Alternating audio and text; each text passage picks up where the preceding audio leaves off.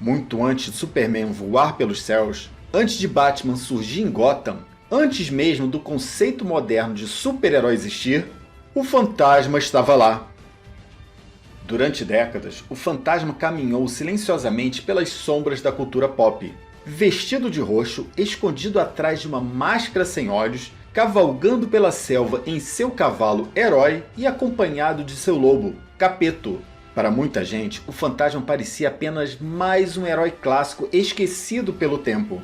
Mas existe um detalhe que transforma completamente a história desse personagem. O Fantasma ajudou a definir praticamente toda a estética dos heróis mascarados que dominaram os quadrinhos, cinema e televisão nas décadas seguintes. E mesmo sem ter alcançado o mesmo reconhecimento de ícones como Batman ou Homem-Aranha, seu legado continua vivo até hoje, seja nas HQs, nas animações cult dos anos 90, em adaptações esquecidas de Hollywood ou em novos projetos que tentam trazer de volta o lendário espírito que anda. O Fantasma é um daqueles personagens que parecem existir desde sempre. Mesmo quem nunca leu uma HQ sua, provavelmente reconhece a figura vestida de roxo, usando máscara preta e andando pela selva portando duas coates. O Fantasma é o mais importante herói esquecido da história dos quadrinhos, que hoje trago para vocês a pedido do meu amigo e colaborador Ivo Marden, do canal TV Nerd Tub. Saudações, me chamo John Doe e esse é o canal Heróis Esquecidos, seu canal de cultura pop, seja ela antiga ou atual. Mas antes de falarmos sobre o Fantasma, quero agradecer a todos que fizeram uma contribuição para o canal e peço que não se esqueçam de deixar o like, seguir o canal e fazer um comentário abaixo. Pode parecer besteira, mas isso é muito importante para o algoritmo aqui da plataforma. E se você é como eu, aquela pessoa que gosta de assistir um bom filme ou uma boa série, seja ela antiga ou nova, nós somos a Resistência. Yes! E quem puder contribuir, vou deixar o QR Code aqui do lado. Agradeço qualquer valor, conto com a sua generosidade. Ajudem a fazer o nosso canal crescer, conto com você. Agora vamos fazer aquela nossa viagem no tempo para o início do século XX, quando começou a surgir na literatura heróis realizando feitos sobre-humano, algo que remetia aos míticos heróis gregos. Em 1903 foi lançado o romance do considerado o primeiro super-herói da história, Pimpinela Escarlate, da escritora britânica Baronesa Oxley. Poucos anos depois, em 1912, o escritor Edgar Burroughs criou dois grandes heróis que também realizavam feitos sobre-humanos: John Carter, do romance A Princesa de Marte, e Tarzan, do romance Tarzan, o Filho das Selvas, os dois publicados em capítulos na revista Pulp All Story Magazine. Em 1919 surgiu o primeiro herói mascarado, o Zorro, criado por Justin McCurry, na história A Maldição do Capistrano, publicado em capítulos pela revista Pulp All Story Weekly. E se quiser conhecer mais sobre a história da criação do Zorro, temos um excelente documentário em nosso canal. No final da década de 20, muitos heróis pulp viraram quadrinhos em tiras de jornal, e das tirinhas de jornais surgiram as primeiras revistas de super-heróis em quadrinho, que fizeram muito sucesso na década de 30.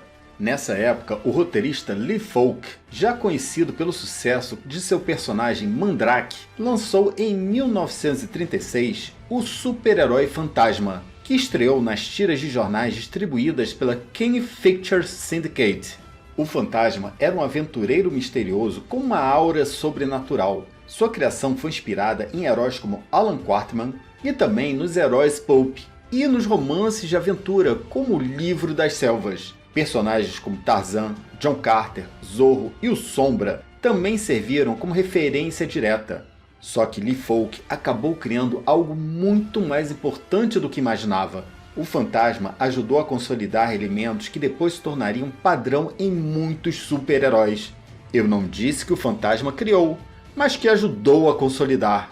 O uniforme colado no corpo, a famosa sunguinha por cima do uniforme, a máscara sem pupila, o símbolo marcante, a identidade secreta e principalmente a ideia de um vigilante mascarado combatendo o crime como uma missão pessoal. Todos esses conceitos se popularizaram nos anos seguintes. Por isso, muitos historiadores consideram o Fantasma como o precursor do super-herói moderno. Mas o mais importante não era apenas o visual, mas o conceito por trás desse personagem. Mas ao contrário do que muitas pessoas acreditam dentro de suas histórias, o Fantasma não era imortal. O segredo era que o manto passava de pai para filho durante os séculos. Cada novo herdeiro assumia a identidade do Fantasma, fazendo o mundo acreditar que aquele homem mascarado nunca morria. Daí o apelido O Espírito que Anda. Essa era uma ideia extremamente sofisticada para 1936, porque Lee Falk criou não apenas um herói, mas um legado. Essa noção de identidade transmitida sobre gerações influenciou diretamente várias obras futuras. Dá para enxergar ecos disso em personagens como Batman Beyond, Pantera Negra e até mesmo nas diferentes gerações do Flash. O historiador Peter Coogan descreveu o Fantasma como a figura de transição dos heróis pulp para os heróis mais contemporâneos. Mas os primeiros esboços de Lee Falk, o Fantasma seria um rico playboy que à noite vestiria um uniforme e combateria o crime em sua cidade. Mas logo, Falk mudou o cenário para a selva e criou o conceito da imortalidade do personagem. Falk resolveu tirar as pupilas da máscara, o que traria um ar mais fantasmagórico ao personagem. E o uniforme colado no corpo foi inspirado nas versões cinematográficas de Robin Hood. A história de nosso herói começa nas grandes navegações, especificamente em 1536, quando o náufrago britânico Sir Christopher Standish foi o único sobrevivente de um ataque de piratas, que também matou seu pai. Sir Christopher é socorrido pelos pigmeus em Bengala, e ao se recuperar, ele se vinga dos piratas que o atacaram e mataram seu pai. Sir Christopher deixa o corpo do pirata que matou seu pai na praia até que apodrecesse e só sobrasse o esqueleto. Então ele pega a caveira e faz um juramento, assumindo assim o título de Fantasma e o nome de Kit Walker, passando o legado e o nome para seus descendentes. Quando o Fantasma se aposenta, ele passa o legado para o seu filho, que foi treinado desde a infância. O Fantasma que nos é apresentado nas histórias em quadrinho é o 21º Fantasma, e em seu universo ele é conhecido como o imortal O Espírito que Anda. Sua verdadeira história e nome só pode ser revelado para a mulher que ele escolhe para sua esposa. E o 21º Fantasma se casa com Diane Palmer, uma jovem da alta sociedade americana. Casamento publicado em 1978. Entre seus principais aliados, o Fantasma possui a tribo de pigmeus Bandar, Gurran, seu conselheiro e amigo, a Patrulha da Selva, fundada por seu antepassado, na qual o Fantasma é comandante, Capeto, seu fiel lobo, e Herói, seu cavalo branco. Seu símbolo é uma caveira, utilizada para causar medo em seus inimigos. E ele usa um anel dessa caveira na sua mão direita, que usa para marcar seus inimigos. E na mão esquerda, um anel com 4 sabres sobrepostos. Aqueles que recebem essa marca ficam sob sua proteção. E o Fantasma mora em uma caverna em que a entrada tem o formato de uma caveira. Muitos dizem que o Castelo de Grayskull foi inspirado na Caverna do Fantasma, mas isso nunca foi confirmado pelos criadores do He-Man. E sim, o Fantasma é armamentista, utilizando um par de pistolas Colt 1911 calibre 45, além de ser habilidoso com outros tipos de armas de fogo, facas e espadas. Agora, só uma curiosidade sobre a cor de seu uniforme. Quando Lee Falk o criou, ele possuía um uniforme cinza, mas quando suas histórias passaram a ser impressas em cor, a editora achou que cinza não seria uma cor muito comercial, optando por usar roxo. Mas o tom de roxo causou muitos problemas por causa da limitação na impressão em alguns países. No Brasil, França, Itália e Turquia, o herói foi editado usando o vermelho. Na Noruega, usou o azul. Alguns países chegaram a usar o verde, marrom, cinza e até amarelo. Nos Estados Unidos e Austrália, e posteriormente no Brasil, seguiram a cor original, o roxo. Fascinating. A localização da fictícia selva de Bengala, país onde o fantasma vive, que sempre intrigou muito de seus leitores, por causa da mistura de símbolos e mitologias em suas histórias. Afinal, Bengala fica na África ou fica na Ásia? Inicialmente, o autor ambientou as aventuras do fantasma no Golfo de Bengala, uma região da Índia, que nessa época estava sob domínio britânico. Posteriormente, o autor especificou que Bengala ficava na Birmânia, atual Mianmar. Na clássica história O Fantasma Vai à Guerra, publicada durante a Segunda Guerra Mundial, nosso herói lidera uma resistência contra a invasão japonesa em Bengala. Já na década de 60, Folk transformou Bengala em Bengali, um país africano. Nessa época, Folk aumentou os elementos e símbolos africanos em suas histórias, além de transformar autoridades, população e personagens secundários em negros. A Patrulha da Selva também passou a ser constituída de negros. Nas HQs, o personagem viveu a maior parte de suas aventuras na selva de Bengali e outras em vários países do mundo, sempre combatendo piratas, traficantes, ditadores e organizações criminosas. Suas histórias misturam aventura exótica, mistério e ação pulp clássica. O fantasma enfrentou vilões de várias etnias e ambos os sexos, como o asiático Sin, líder de uma dinastia de piratas chineses, e o ditador negro General Bababo. O ditador General Bababo é um personagem que reflete uma triste realidade de muitos países africanos que sofrem com ditaduras socialistas. Bem, ditadura socialista é pleonasmo, né? Logical.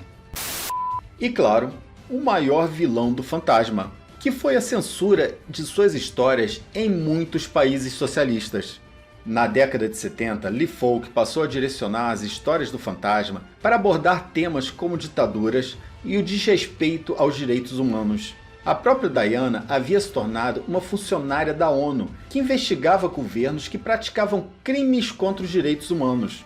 Lembrando que nessa época a ONU era bem vista. Mas outra curiosidade que Titio John vai revelar. O próprio Lee Falk criou em 1969 a personagem Julie Walker, que revezava com seu irmão gêmeo o título de fantasma. Ela e seu irmão foram o 17º fantasma, e ela assumiu o manto quando seu irmão estava fora ou ferido. Julie Walker chegou a protagonizar algumas histórias ao longo dos anos. Convenhamos, o uniforme do fantasma não fica muito charmoso em uma mulher. No. E apesar de atualmente o personagem ser menos popular nos Estados Unidos, ele virou um fenômeno gigantesco em vários outros países, especialmente Austrália, Suécia, Índia e Brasil, ganhando histórias próprias produzidas nesses países. Aqui no Brasil, o fantasma marcou gerações através das revistas publicadas por editoras como RGE, Globo, Pixel e Mitos. Na Suécia e Austrália, o personagem continua extremamente popular até hoje, com produção de histórias inéditas feitas especialmente para o mercado interno desses países. E agora Titio John vai contar mais uma curiosidade. Em Papua Nova Guiné, o fantasma virou uma espécie de símbolo cultural, aparecendo em pinturas tribais e em escudos locais. Lee Falk continuou escrevendo as histórias do fantasma e do Mandrake até o seu falecimento em 1999. Ao longo das décadas, o personagem também participou de diversos crossovers com outros heróis clássicos, principalmente Mandrake e Flash Gordon. Agora, quanto às suas adaptações fora dos quadrinhos, em 1943, o fantasma ganhou um seriado cinematográfico live action com 15 episódios, estrelado por Tom Tyler como fantasma e Jim Bates como Diane Palmer. A produção seguia o modelo tradicional dos antigos seriados de aventura exibidos nos cinemas em capítulos semanais. Curiosamente, essa versão, o personagem não se chamava Kitty Walker, pois vários elementos da sua mitologia ainda estavam sendo desenvolvidos por Lee Falk nas tirinhas de jornal. Nessa série, o fantasma se chamava Jeffrey Prescott. Mesmo sendo extremamente datado, a série ajudou a consolidar a imagem do personagem fora dos quadrinhos. E em 1986, o fantasma dividiu o protagonismo com Mandrake, Flash Gordon, Lothar e seus filhos, na icônica animação Defensores da Terra, que particularmente para mim é um dos melhores desenhos animados dos anos 80. O supergrupo clássico enfrentava Ming, o Impiedoso. O desenho acabou virando cult entre os fãs da época. Defensores da Terra também ganhou uma minissérie em HQs, escrita pelo próprio Stan Lee. Se quiserem que eu faça um documentário sobre esse desenho, comente abaixo. Só que talvez a adaptação mais inesperada tenha surgido nos anos 90. Em 1994, outra adaptação foi produzida, Fantasma 2040, uma animação cyberpunk ambientada no futuro. Sim, o fantasma virou cyberpunk.